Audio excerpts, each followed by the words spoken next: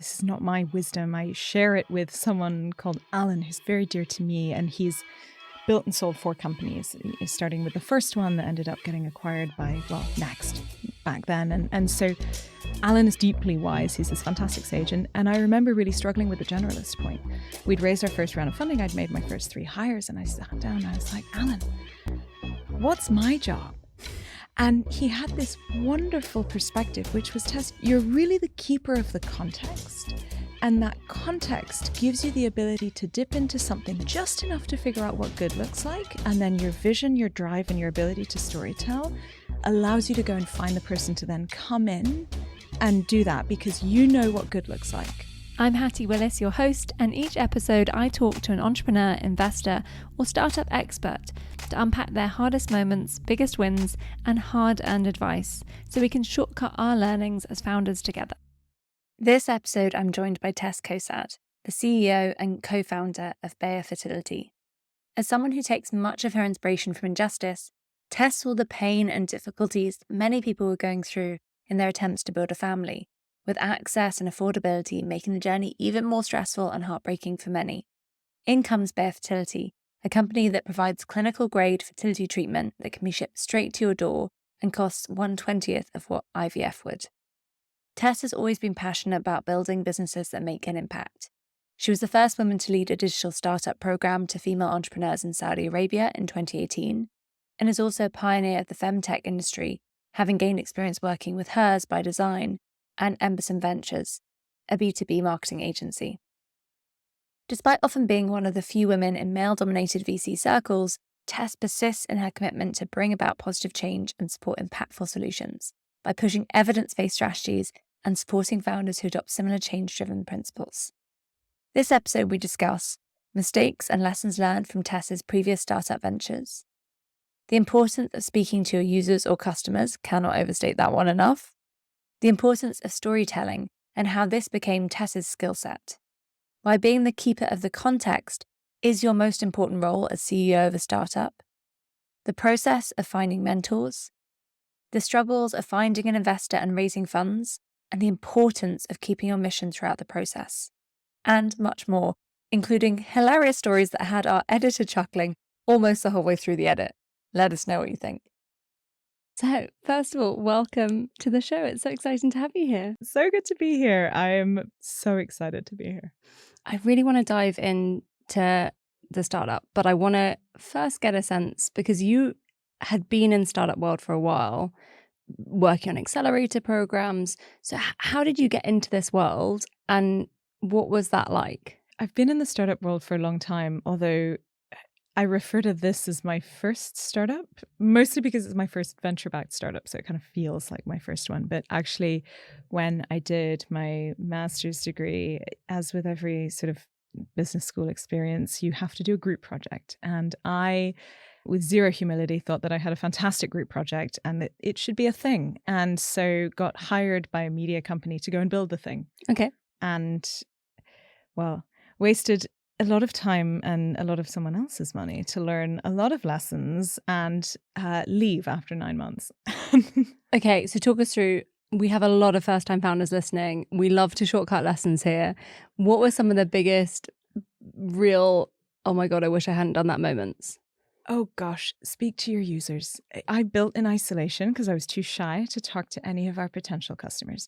And so I had an engineering team of 4 engineers, and we built this gorgeous product that I thought, goodness, this is going to solve all of your problems. And then we came to launch and all of these users were like, well, that's not really a problem. And I'm being a bit vague. It was essentially digital loyalty cards, right? Which this was sort of 10, 12 years ago now. So they weren't as popular back then, but we decided that we weren't just going to build a digital loyalty card. We were going to build a digital loyalty card with a fantastic marketing engine on the back end that used text message and geolocation so that you could text your most loyal customers when you had donuts going out of date to give them a free donut to incentivize them to love you.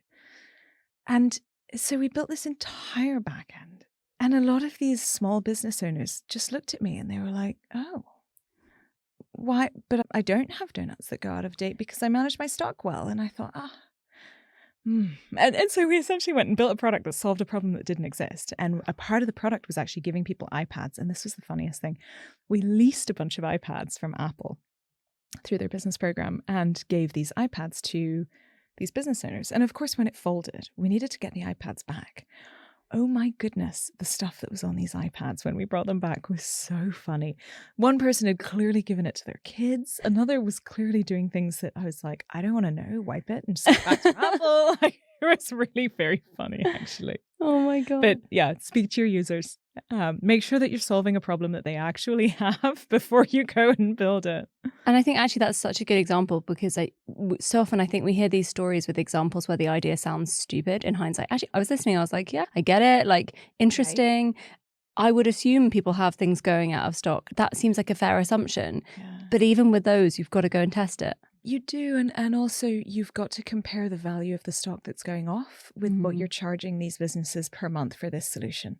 No one's going to pay 150 quid a month for a marketing solution that they don't need to make sure that they can use 70p worth of stock to make people love them.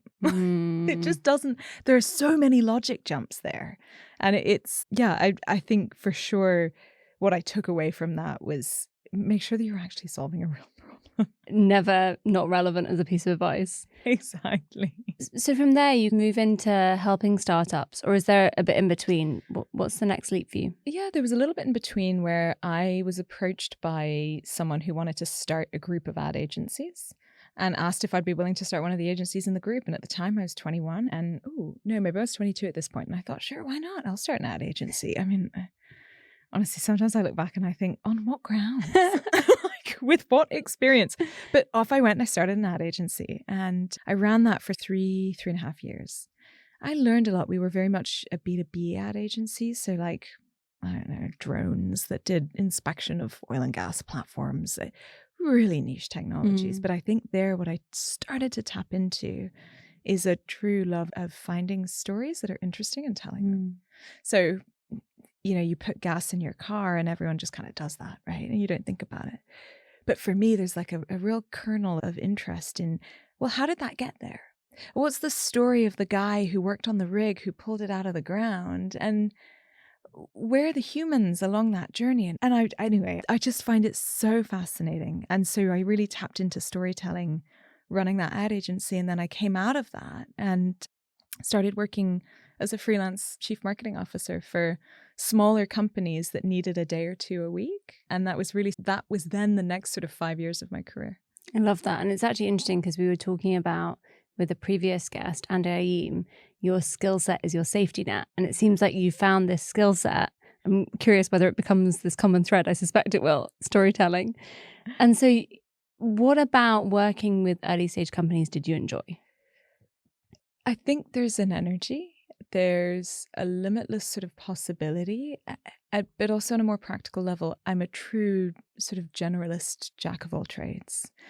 And that works really well in small companies where you need to wear different hats at all points. So I think there's one company in Aberdeen where, oh goodness, there's this whole situation where I think I was working in LA and then I get a phone call and this business in Aberdeen says, we need you in Aberdeen now. I was like, going to be tough to do, but okay.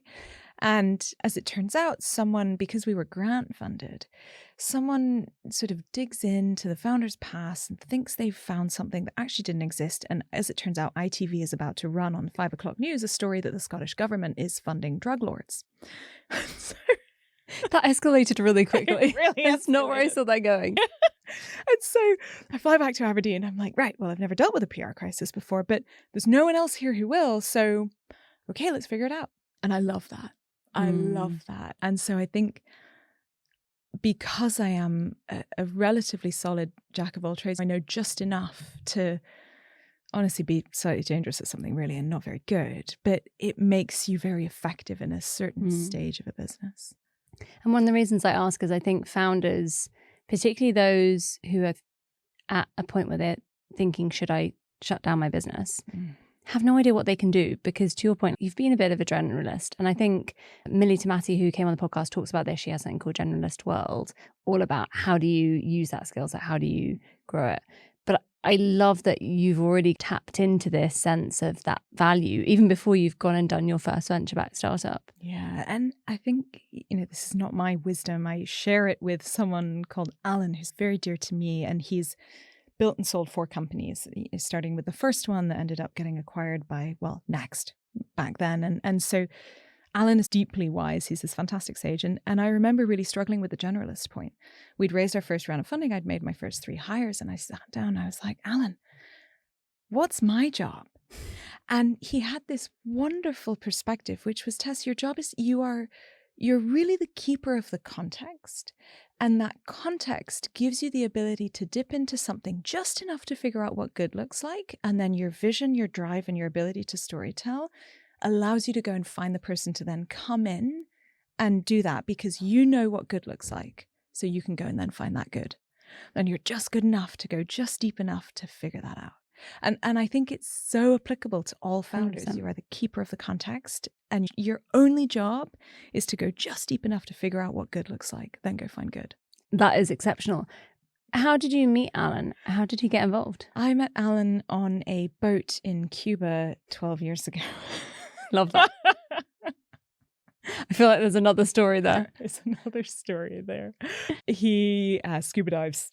My family and I also scuba dive, and we met each other on a boat in Cuba. And we bonded over many things, including cats and diving and fish and all sorts of wonderful things. But we really became firm friends, and Alan and his wife are like their family for me. I love that.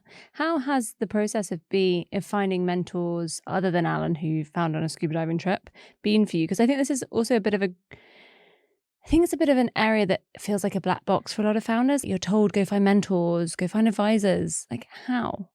Oh, it's such a good question. I struggled with this quite a lot. And I think, look, not to bring a gendered lens into it, but just a nod of recognition to the fact that I think there is a bit of a gendered lens here, which is, I do think female leaders are over-mentored and under-sponsored. And so sometimes I get advice from investors where what I needed was a check. Yep. And if I wanted advice, I'd have gone to someone else. I pitched you because I need a check, not because I need you to tell me that what I'm doing is dumb. Along the way, you will meet good people. It's impossible to start a business and not meet great people, I think. I'm willing to be proven wrong. And what that means is you'll very quickly get a sense. And I know when I'm speaking to someone whose views I really value, because I feel clear. I lose that background conversation that I have when I'm speaking to people who are giving me dumb feedback, like put an agenda on your 3-minute pitch deck. I'm like, no, that's super dumb. And that's the voice in my head. Yeah. I can see you frowning. Don't do that. Anyone listening, don't do that. It's like it's a 3-minute presentation. How short's your memory? But, that's what I say in the background. And I know that I'm speaking to someone who's not a good mentor when I'm having a background conversation that's mostly quite sassy. I know when I'm speaking to someone who is really good sound source of advice, when there's no background conversation and there's pure alignment around like, oh, that really makes sense. Yeah. And I think it is really hard to filter as well. I think you've, at this point, had a lot of experience to know as well from what you're doing, what is smart and not. But I think that's a very good point about the female founders, definitely, that there are a lot of mentoring opportunities and definitely what is needed is more funding. Agree. Totally agree. Let's go into the startup though, because I'm really curious, and I have been describing this to people since before you agreed to come on the startup in a way that I probably shouldn't be. So I'm going to try my version, and then you can tell. Turkey baster 2.0. At-home turkey basting was my way of describing it. So, question: where did the idea come from? Is it actually at-home turkey basting? Tell us. I love that so much. So what we have done is take an old clinical treatment called intracervical insemination. Intracervical insemination was kind of the OG fertility treatment, to be honest. Before IVF was developed and commercialized, this was it.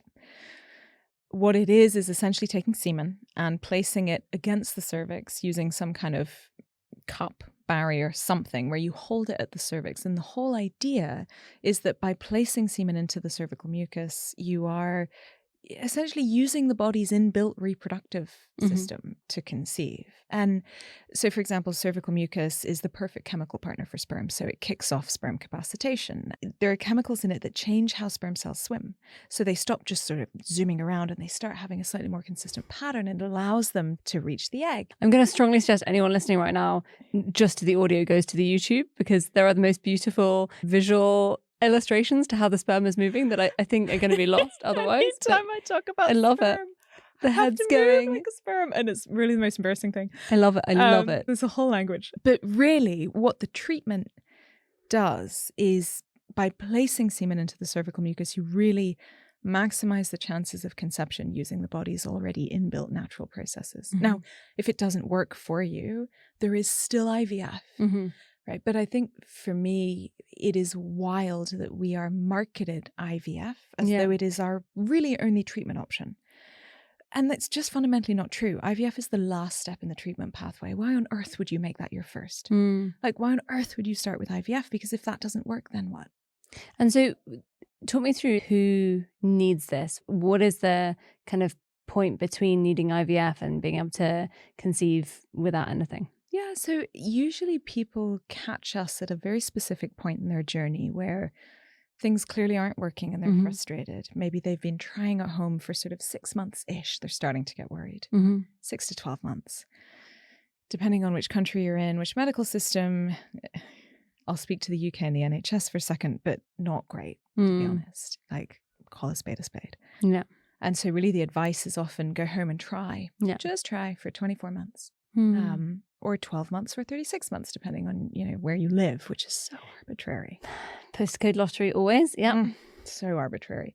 So people catch us at that point in their journey. Now, if you are ovulating, you have an open fallopian tube. Yeah. And your partner or donor has some sperm, then this has a good chance of being a good treatment option for you. There are rare diagnoses and rare cases in which this will not work for you, but on broad strokes, what we've tried to do is create an incredibly inclusive, minimally invasive, super accessible treatment that is the start of the treatment pathway. Now, it's not the end. There are other options afterwards, but it's the start. And presumably it also works for same-sex couples who are trying to conceive this way. So when we sat down to design the device, one of the core principles was no sex. I know that sounds kind of weird, but sex is not for everyone as they start their families. And for me, it was really important to allow people to use this device without intercourse. Same-sex female couples working with a donor. Actually, our first baby is coming in May. We call them babies. I love it. So our first baby is coming, so I think on the 4th of May, and she will be born to her 2 fathers and their surrogate. They were the first people to buy the device and use it with their surrogate, and it was so magical. And yeah, I feel so proud of the technology and so proud of the families that we've been able to play a small part in helping them grow. So you mentioned that from the beginning, you had some really cool principles about inclusivity in the design. Yeah. Where did the idea come from there? Like, how did you come across this as a problem and think, because I think once you hear it as a problem, it's like, yes, this is powerful, but how did you come across it?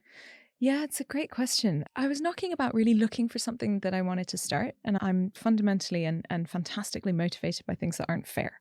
And I started to dive into the fertility world a little bit, mostly because a friend of mine was like, oh yeah, I've been trying for a year. I was like, what? You leave school thinking if you stand next to a boy, you'll get pregnant.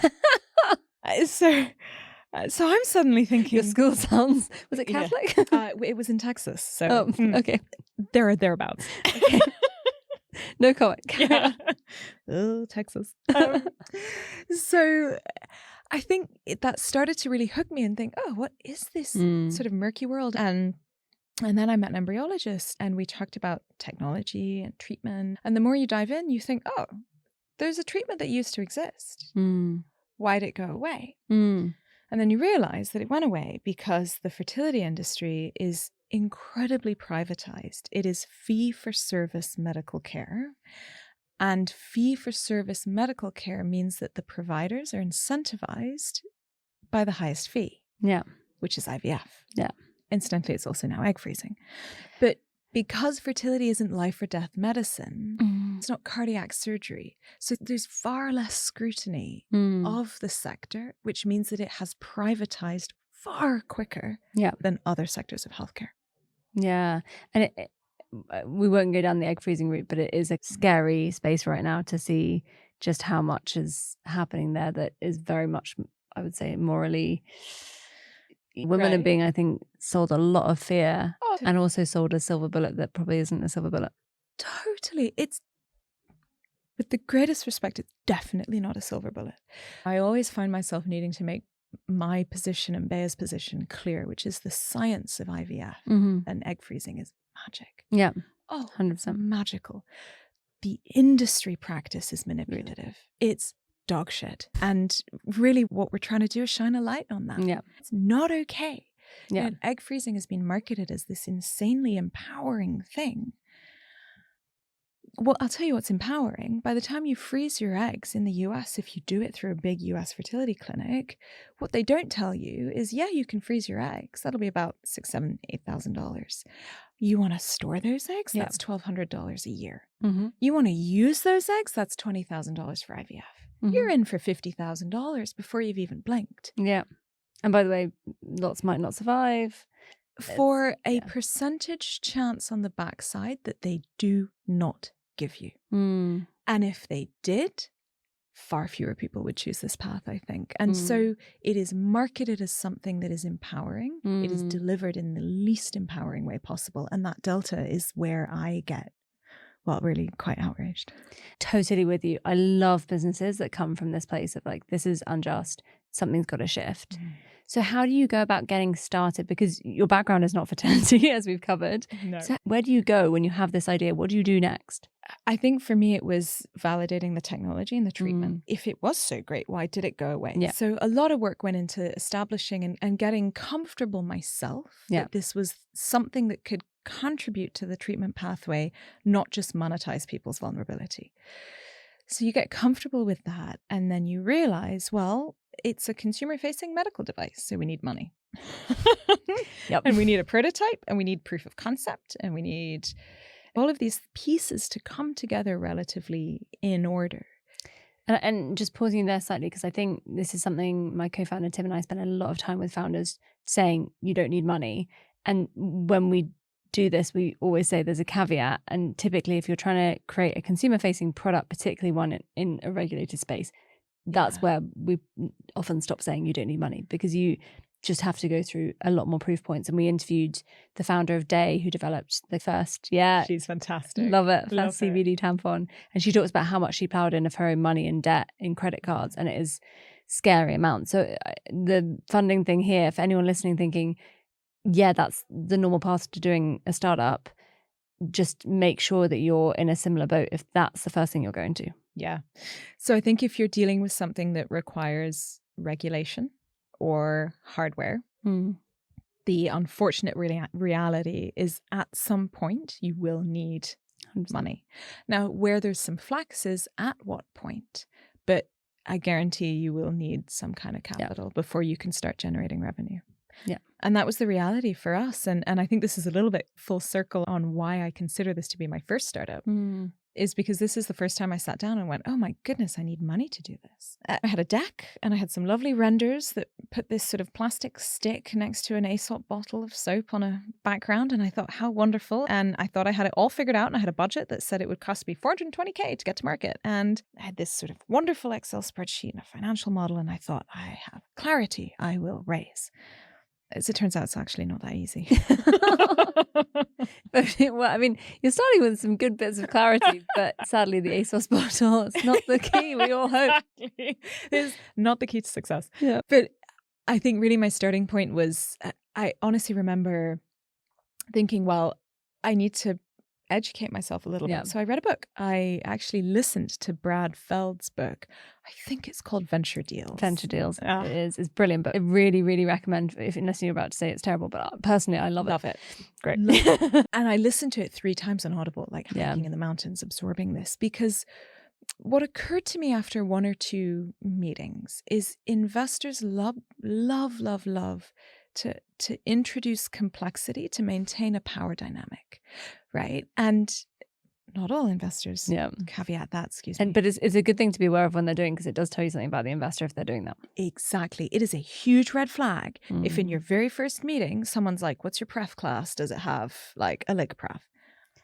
And like, what does that even mean? So very quickly, I was like, what the hell is this language? I must go learn it. Yeah. Because if I know it, then I can rebalance that power dynamic. And so that's why I think that book is so good. It offers no opinions. Yeah. It just gives you information. It's a really helpful kind of first way into the terms that investors use, but also the fundamental structures of how particularly venture, and it is a very venture focused book. So something to be aware of is that depending on how much you need to raise, you might not need venture. But if you're thinking about going to VCs, venture capitalists, then I really love it as a book. We'll put a link in the show notes, but definitely worth a read or I don't know if it's on, what's that brilliant startup that summarizes things?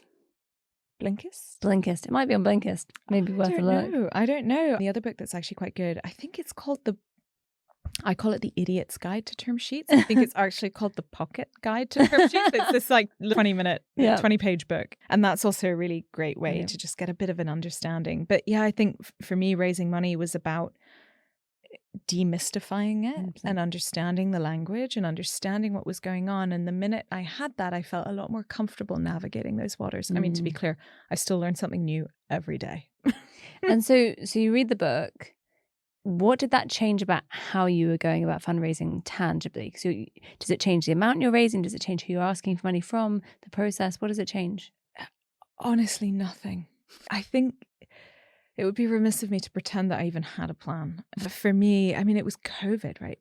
So it was sort of raising virtually as a first-time female, non-technical founder raising money in a pandemic for a consumer-facing medical device that wasn't built yet. I had no cards in my hand. Yeah. Like no cards. And so for me, it was just have conversations, just go and have conversations and lean on what I think sets me apart, which I keep coming back to, which is my sort of evergreen outrage and ability to tell the story of that outrage and just try to get people to buy in. And I think what they say about a pre-seed, you're backing the founder, seed, you're backing the product, and A, you're backing the traction. Yep. That couldn't be more true in my experience. And so I think, goodness, that was very up my own. It's very true. And it's really important to say that they are backing relationships in the early stages. More than ever, we are seeing requests, not in your space because it's totally unrealistic, but in other spaces that there's early revenue and early customers. Medical device, not possible before product. But definitely it's what we see from investors. They are backing the founder. And to your point, how you can get across your passion. And I love that you said that was a card you had. Well, I think you said you had no cards, but then you were like, that was one of the only things you could play is that evergreen frustration. Evergreen outrage. Madness. Love it. So I do think that's something that founders underestimate is, and actually it's something I've heard from investors a lot recently, is please, however many investor calls you've done today, please don't lose the passion that you brought to the first call, because I think it's really easy to be doing this a million times and actually to dampen your own level of passion and that you're sharing. I couldn't agree more. Because at the end of the day, that's what you'll come back to. And look, it's not to say there are many points along the journey where I completely lost that passion. And I lost the will to live. And I think I was on conversation 284 of this pre-seed round. And I thought, my goodness, I genuinely, actually, I can't do this anymore. Like I've eaten too many chickpeas and I just don't want to do this anymore. And then something shifts, one conversation goes well and you just think, oh, I'm back in, I'm back on the train. It just takes those tiny moments to sort of remind you actually and pull you back in. How long was that process of raising the pre-seed for you? So I opened that round maybe June of 2020. The money hit the bank in March 2021. Oh, wow. Yeah, long. Wow. Yeah. And in this point, are you alone, co-founder, team? Talk to us about that. Yeah. So I had a co-founder with me at the time. He's no longer in the business. He left the business in 21. It was he and I. And actually, he wasn't working in the business. He was full-time employed somewhere else. whilst I was sort of raising money and getting the ability to start to write monthly checks. And so you get the money in the bank finally. Does everything become easy now? Oh my goodness, if only. Every time I think something's going to get easier, I think the universe goes, I'm here to prove you wrong. No, it got so hard. It got so hard.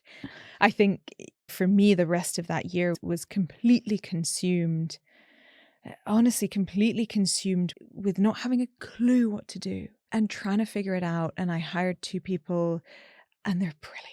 My goodness, my first 2 hires, one of them was a co-founder. The other is as good as. They're fantastic. And really the first year for me was consumed with how do I manage these people called investors? Because they suddenly want a lot of my time. Yeah. And then I was also consumed with a co-founder exit, which involved restructuring the business. And then I raised another round at the end of 21 because it was still the venture go days when everyone was trying to park money somewhere. And I went out for 500.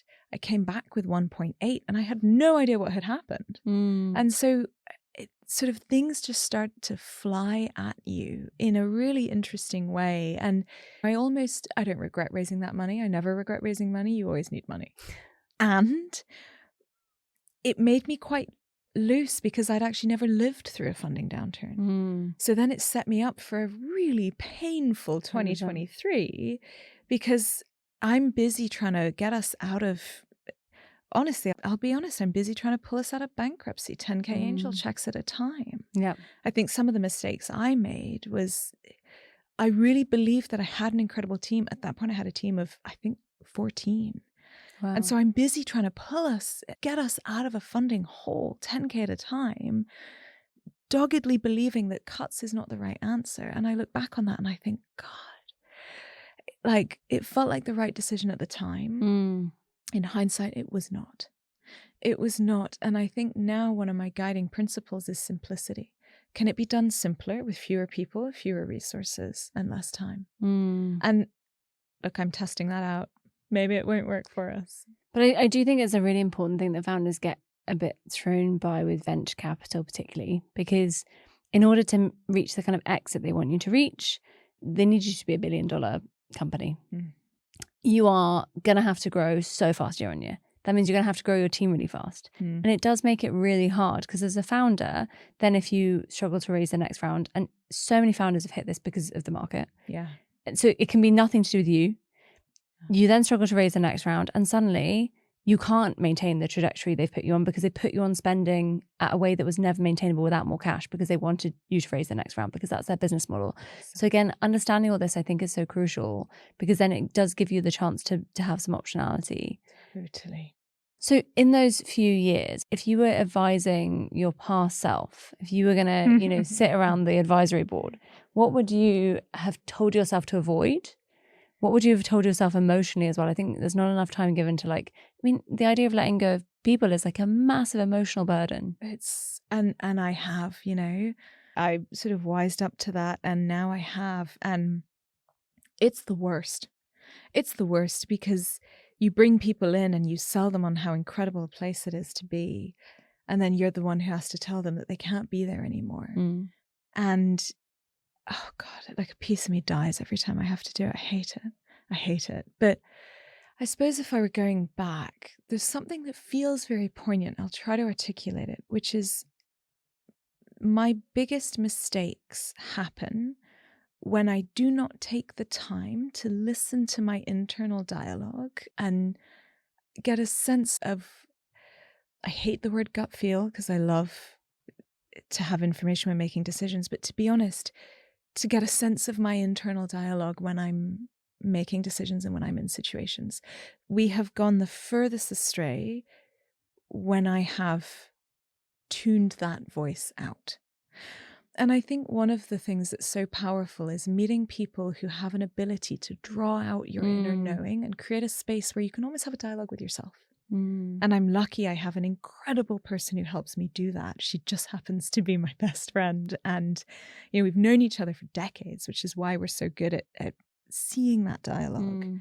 But I think finding people who let you listen to yourself, because generally, right? I think it comes back to this keeper of the context.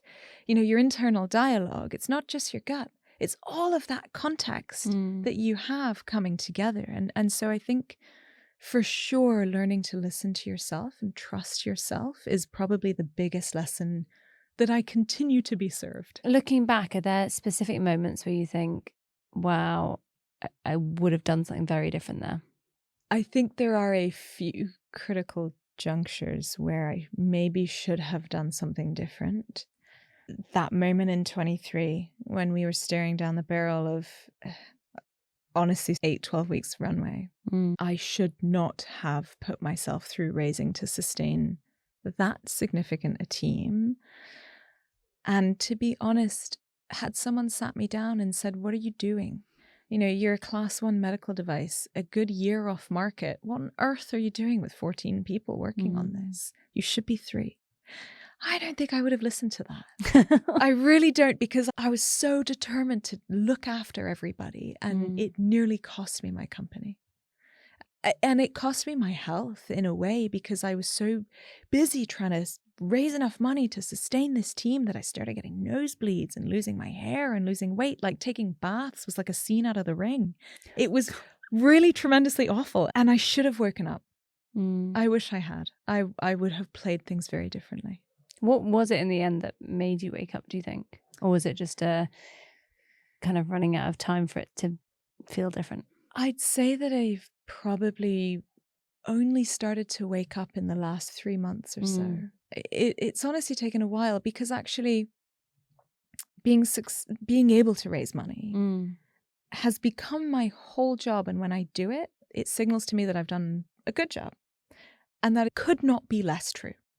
Like, my job is not to raise money. My job is to make this business successful. Now, part of that is raising money. But I raise money to the detriment of everything else sometimes, I think. And so the lesson for me is I need to sort of get off that and think more critically, because they say, look, there's a path in venture, double or triple or whatever IPO, the B2B SaaS model of here's the path from, you raise this and then this and then this, and it's every 18 months and then you IPO and you're done. Now, that works for a very specific subset of businesses in a very specific market environment. It does not work right now. So what is your approach now that you've changed that mentality towards funding? Because I think you are so far, I think what you just expressed is unbelievably critical for founders to understand, but it's so far because of everything we've been fed. The way you did it is the instinctive way, I think. Totally. So what is your approach now? What's changed? And what's your focus for growth now that you're seeing it differently? I think my focus now has, we're on the market in the UK. And what I've learned is that we really actually need a very small team to be able to maintain that. We can be effective and grow with far fewer people than I originally thought. And one of the things that I'm beginning to realize is, well, I'm honestly really beginning to realize that. And I think when I pull back our cash burn and I have more time, I'm so much clearer. And I'm able to spend time with people and give them the context they need to knock it out of the park. But if I'm out busy looking at the external world, desperately trying to bring money in and getting cynical about it all, they're not getting what they need from me to do a great job. And so you end up hiring more people. And you pad out this team to really make up for something that you can't quite replace in the early stages. And so actually, I've sort of completely rebuilt the team and given us more time and given us a better story, and more importantly, given me more time. And given myself the space to start to dip back into those areas of the business, to start to get back into that context seeking where I'm going to do just enough of this to figure out what good looks like. And then, because I've brought us back to a really core team and we've got runway and we've got time, I can go and find what good looks like. And so I think staying as lean as possible has truly been... Honestly, I wouldn't have thought that it would take me 3 years to learn this, but it has. And it's interesting. I think what's really interesting is reflecting back, and I wonder if it'll still be the case, but reflecting back that what you said at the beginning about this is your first startup because it's the first venture-backed one. And it feels like that was so tied into your identity as a founder was, I should be raising, I should be funding. I wonder if it will actually change and you won't see this as your first startup almost as you redefine that piece. Curious. I wonder. It's, yeah, I mean, I certainly, look, I defined, like many others, I defined myself by my ability to raise capital. And goodness, I can't believe I'm about to say this, but it's the wrong thing to define yourself by, because it's actually not the hardest thing. The business is the hardest thing. Never thought I'd say that. And I really think it's helpful for people to hear, because I think they'll resonate with your honesty, and I felt that really strongly. And I'm sure other people are feeling that, especially because you have to pour so much of yourself into it. All of these things, I think it's easy to feel like, oh, am I an idiot for feeling like this? No, because A, everyone's telling you this is the right path. And B, to be successful at that path, you really do have to. I was talking to a founder the other day who is doing, if they don't raise the amount they're trying to raise, they have to shut the business down.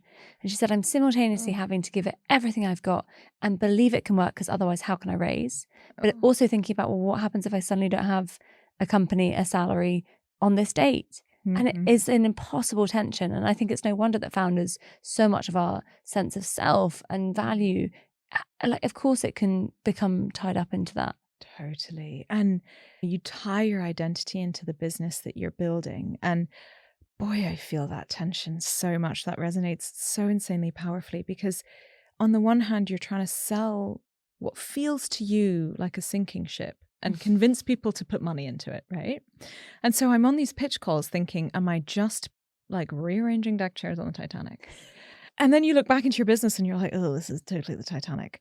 But it wouldn't be the Titanic if I got X amount of money. So you have to go back out and start saying, this is a rocket ship. Now you're standing on it and it feels like it's sinking, but you're trying to tell a totally different story. And there's a dissonance that is deeply, really hard to balance, actually. Really hard. But I also don't think it's to be underestimated. You've kept it going, right? The ship is still afloat. The ship is afloat. So let's talk about the growth of the business now, because I think it's a really interesting space. What were some of the challenges of actually getting the product to market other than money? We've talked a lot about money. Curious about that piece. And then some of the challenges of once you actually have the product, now what? God, I mean, the challenges of getting this to market were insane. We sort of laugh a lot about the journey, but I cannot tell you how many times I donated my vagina to Béa. Any product or any iteration of the product that we went through has been in my vagina. Not the ones that are on the market, they're obviously clean and sterile. But the design iterations have been in my vagina. You know, we've tested competitor products with packets of mayonnaise because we couldn't find a suitable semen surrogate. My Amazon account was what we used in the beginning to order stuff to test with. And I remember the first sort of order that my first hire, Tia, put through my account was a tripod to hold a phone for a webcam, like a liter of lubricant and something else. And I thought, oh gosh, what does Amazon think I'm doing? What does Amazon think I'm doing, right? And then there's the time when I dyed my vagina blue accidentally. Well, not really accidentally. We were doing a test and we needed to create fake semen that was visible. So we tried this dye called methylene blue. And Tia, my first hire, and we sort of mixed up this solution, and off I went to the bathroom with a device and this blue fake sperm and surgical gloves and no clue what was going to happen. And sure enough, I dyed my vagina blue for 8 weeks. 8 weeks this dye stays in the epithelium before it kind of rubs out. And so there's just all sorts of things along the way where you just think, oh my God, there's the time that someone in a study snapped a device because they couldn't quite get it into a plastic pelvis that we have and use for testing, we sort of fondly call her the Vulvarine, and her counterpart is called Labation, and then the spare parts for the cervix piece, we call them the vulvats. And we dutifully wheel our family of vaginas around the country as we try to test this product, and in the most robust way possible with users, and everything possible goes wrong. Everything possible that you can imagine goes wrong. And I think, it's hard. It's hard to get medical devices to market. And the lessons, God, they fly in thick and fast, but the path to market was fun. It wasn't smooth, but it was fun. And we learned a hell of a lot, and we really bonded as a team in a really cool way. And then I'd say we put it on the market and everything changed for me. Because we didn't really know what would happen when we launched this thing, right? And honestly, my job was, I'm the marketer. I'm supposed to do the launch, but of course I've been consumed with fundraising. So we really went into launch with that piece of the equation really missing. And so we had no idea if 500 people were going to buy it and we'd be out of stock, or no people were going to buy it. And it could be anything in between. And so we put it on the market, and I think, gosh, in our first month, I think 8 people bought it. And I was like, oh. And then in July, 30 people bought it. And these 30 people started to complain of the same issue. So Blue vaginas? Thankfully, no. That was a unique incident. Although, yeah, it left some impressive butt cheek marks on the WeWork toilet. R.I.P. WeWork toilet seat, I must say. But I'd love to be the WeWork cleaner who's like, what the hell happened in here? Well, you can put the photograph in the show notes if you really want it. Brilliant. Look out for that. It'll be on the Insta. We'll put that on the Insta for sure. Oh, God. My legacy. But that's when a very real fear set in for me, because we had some product problems. So I had to email every single one of our customers and say, I am so sorry. What we have shipped you is not good enough. We're going to go and fix it as quickly as we can, and we're going to ship you a free kit as soon as we fixed it. And to be fair, we gathered as a team, and boy, did we knock it out of the park to fix it really quickly. But it's a complex thing because you've got one ovulation period in a month, right? So you've spent money on this thing. Not only does it not work, but in our case, you add on top the complexity of, it's wasted my chance this month. And boy, is that hard. Yeah. It's really hard to deal with. And so we had that in July. And then we had a really good month of sales in August, because on the 31st of July, The Guardian put an NHS pilot that we were doing on the front page. Amazing. So we have great sales in August. The NHS doesn't love the headline, so the pilot very quickly wraps up and comes to a close. And then our sales start to go backwards. And I think, to be honest, it hasn't been smooth. It's really hard to commercialize this. And I think I certainly really underestimated that. And it drove a very real fear. And because I was scared of resources, my instinct was to go raise, which took me out of the game, which compounded the problem. And I think that's the one thing in the last sort of few weeks that I've learned is, when I feel fear, when I feel resource constrained, I have to stop looking outside of the business to bring in money. It's not the solution. I've got to start turning inward. And that's really been a very clear and present lesson for me recently. And so the NHS pilot, what was the headline that they didn't like? NHS trials non-IVF or IVF alternatives, I think. Okay. Which absolutely was not really what was happening. Yeah, I mean, we worked step. with a GP practice to see if this would help their early stage patients coming in with fertility questions. Yeah. Easy, simple, safe. It was free, cool. And I think taking that to press was a bit of a mistake, because it's a bit of an example. I mean, goodness, candidly, I'm being really, I was about to say confidentially, but candidly, clearly not confidentially. I thought that a glossy announcement in the press of an NHS pilot would be the milestone I needed to go and raise money. And again, the tail wagged the dog.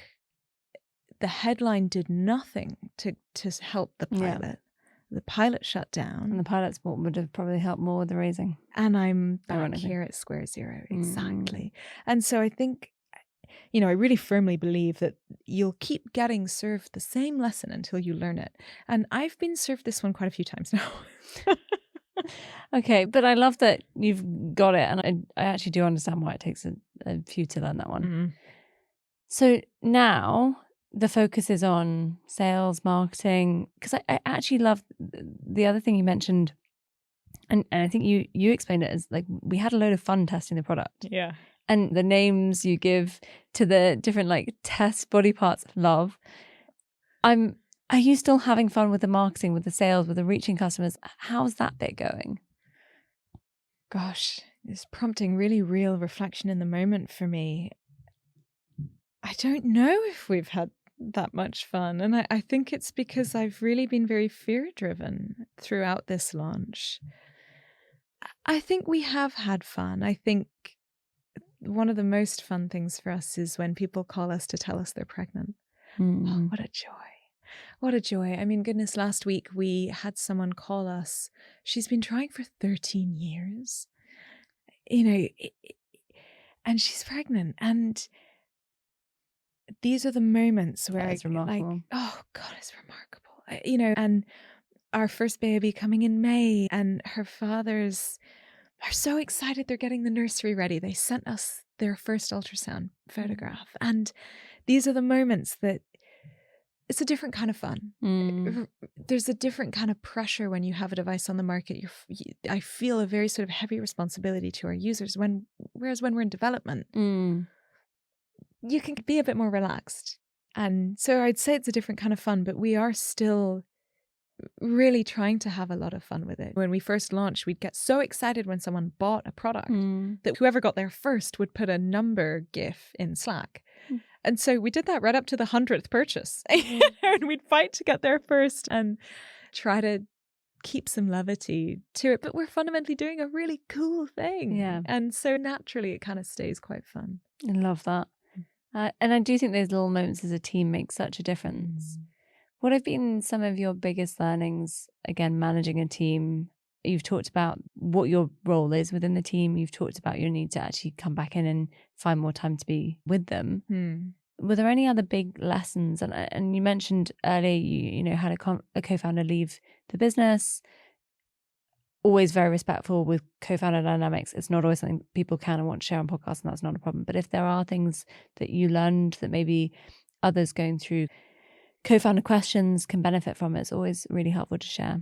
Co-founder exits are tough. They're really tough, especially at early stage. I really grew up a lot through that. I learned a lot. I think one of the things on reflection looking back is I really, perhaps unnecessarily so, perhaps necessarily, I don't know, but did a lot of social engineering to make sure that exit wouldn't take down the business, knowing that's one of the biggest risks to early stage businesses. Yeah. And I think I sort of really killed myself about getting all of the pieces right. And I think maybe I should have acted a little quicker. And I think this is a piece of advice, again, sort of sharing Alan's wisdom here, not mine, but I remember we were talking about this, and he lives in New York. And if you know New York City as your sort of midtown, uptown, it's on the grid, right? So it's very left, right, left, right. But down at the tip of the island in the south, it's not that way. It's sort of really twisty-turny. But I'm walking around with Alan, and I have a favorite bakery, and we're going there. And of course, I have no idea where it is. He does. And we get to a junction, and he's like, left or right? I'm like, I don't know. And he's like, left or right? I'm like, oh, left. We go left. I have no idea what I'm doing. We get to the next junction, left or right? I'm like, Alan, what is the lesson? I don't get it. Left or right? Oh, right, fine. So we go right. Anyway, so eventually we stop, and he says, look, Tess, it's not really a question of cake, or you're not going to turn left and get to cake at the bakery, or turn right and walk into a burning building. It's not that binary. The point really is that you can take 3 lefts and get to where you would have arrived at had you just taken 1 right. The point is not to make the right decision. The point is to make the decision. And really what that left me with that feels so powerful is, as well as being the keeper of the context, your job as the CEO is to make decisions, because decisions are your only opportunity to course correct, to learn, and to move forwards. And if you're not doing those 3 things, then you likely will fail. It doesn't matter what you're doing as long as you're learning, moving, and course correcting. And so make decisions. And I sort of refer to that as my cake or death story. It's not cake or death. Make those calls. And sometimes I think I added unnecessary complexity. I cost us time. I cost us resource when I could have made a decision earlier and moved something forward earlier, knowing that it was just the domino to the next decision, as opposed to the gateway to the final outcome that I had to get right. I love it. I normally ask guests, and we are running out of time. I normally ask guests to share the best piece of advice they've ever received, but I feel like you've nailed it with Alan already. Cake or death. Yeah. And I normally ask guests, what's their proudest moment? I'm guessing, was it the first pregnancy, first baby? First baby. I love it. First baby. I cried and had to take the rest of the day off. I love it. And I remember going on a walk and looking at the sky and thinking, we did it. We made a baby. It'll all be worth it now. Oh my gosh, what a beautiful note to end on. Thank you so much for coming on the show. Oh, thanks for having us, Hattie. It was such a pleasure. Thank you for listening. Before you go, please do take a minute to follow so you never miss another episode. We have some incredible founders coming up. And I always love to hear what resonates with listeners. So do drop us a direct message on Instagram @NotMyFirstGuest with any moments that meant something to you, ideas for future episodes, or your own entrepreneurial stories you want to share. Until next time, happy startupping.